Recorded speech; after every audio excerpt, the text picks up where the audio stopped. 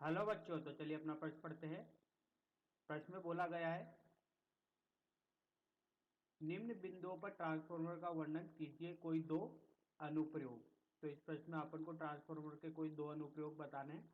तो देखिए, प्रश्न के लिए मुख्य अवधारणा की चर्चा करते हैं अपन। मुख्य अवधारणा, तो देखिए जैसा कि अपन जानते हैं कि जो ट्रांसफार्मर होता है अपन का, ये ट्रांसफार्मर एक युक्ति होती है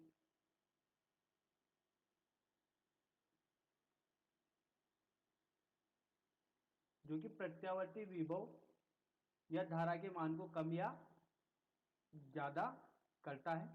ठीक है, अब देखिए ये ट्रांसफार्मर होता क्या है, यहाँ पर अपन को चित्र में बताया गया है। ये अपन का ट्रांसफार्मर होता है। ठीक है, इसमें प्राथमिक कुंडली होती है, तांबे के तार के लपेटे जाते हैं लोहे की छड़ पर, और ये क्रोड होता है। इस क्रोड को भंवर धारा से बचने के लिए पटलित किया जाता है। ठीक है, जिस प्रत्यावर्ती विभव का मान अपन को कम या ज्यादा करना है उसको अपन यहाँ पर लगाते हैं प्राथमिक कुंडली में। यहाँ पर अपन की फेरों की संख्या उस हिसाब से लगाते हैं जैसे कि अपन को विभव बढ़ाना है या घटाना है। अगर अपन को विभव बढ़ाना है, ठीक है, तो जो प्राथमिक कुंडली में फेरों की संख्या होगी वो कम होगी, और अगर अपन को विभव का मान घटाना है तो जो प्राथमिक कुंडली में फेरों की संख्या होगी वो क्या होगी, ज्यादा होगी। तो अपन कुछ इस तरीके से इसका संरचना करते हैं। उस संरचना के आधार पर अपन ट्रांसफार्मर का प्रयोग करते हैं। तो यहाँ पर फेरों की संख्या भी उस आधार पर लगाई जाती है प्राथमिक और द्वितीयक कुंडली में। ठीक है, अब जैसे कि मान लीजिए अपन ने बात करा कि अपना ये ऊंचाई ट्रांसफार्मर है। ऊंचाई ट्रांसफार्मर का मतलब ये हो गया कि जो यहाँ पर अपन को निर्गत विभव मिलेगा वो कैसा मिलेगा, बड़ा हुआ। तो इसमें जो फेरों की संख्या होगी वो भी क्या होगी, ज्यादा होगी। ठीक है, इसमें फेरों की संख्या भी क्या होगी, ज्यादा होगी। ठीक है,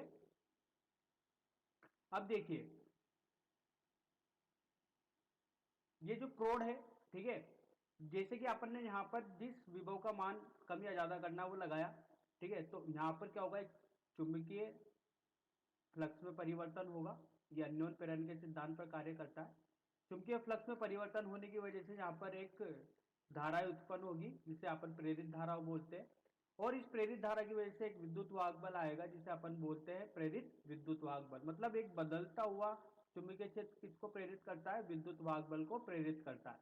तो जैसे अपन ने यहाँ पर प्राथमिक कुंडली में जिस विभव का मान बढ़ाना या घटाना वो लगाया, तो उसकी वजह से यहाँ पर क्रोड में क्या होगा, चुंबकीय फ्लक्स या चुंबकीय बल रेखा उत्पन्न होगी। तो द्वितीयक कुंडली से बद्ध चुंबकीय फ्लक्स में परिवर्तन होगा, और जब चुंबकीय फ्लक्स में परिवर्तन होता है तो वहां पर किसका जन्म होता है, विद्युत वाहक बल का। तो यहाँ पर अपन को निर्गत में वह विभव मिल जाएगा जो अपन को चाहिए। ठीक है, तो इस तरीके से अपन बोल सकते हैं कि ये अपन का जो ट्रांसफार्मर होता है ये अन्योन प्रेरण के सिद्धांत पर कार्य करता है। ये दो प्रकार के होते हैं। एक तो होता है उच्चाई ट्रांसफार्मर। उच्चाई ट्रांसफार्मर में अपन को जो विभव होता है वो बढ़ा हुआ मिलता है।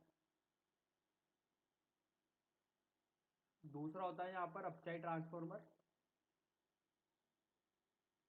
अपचाई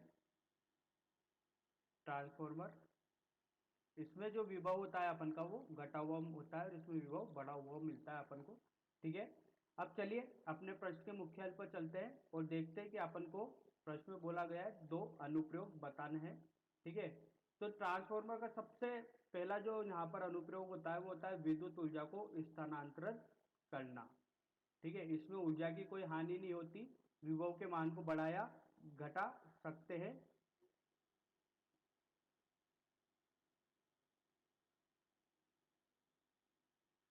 विभव के मान को बढ़ाया घटा सकते हैं। दूसरा इसका जो अनुप्रयोग होता है वो होता है रेडियो और टीवी में।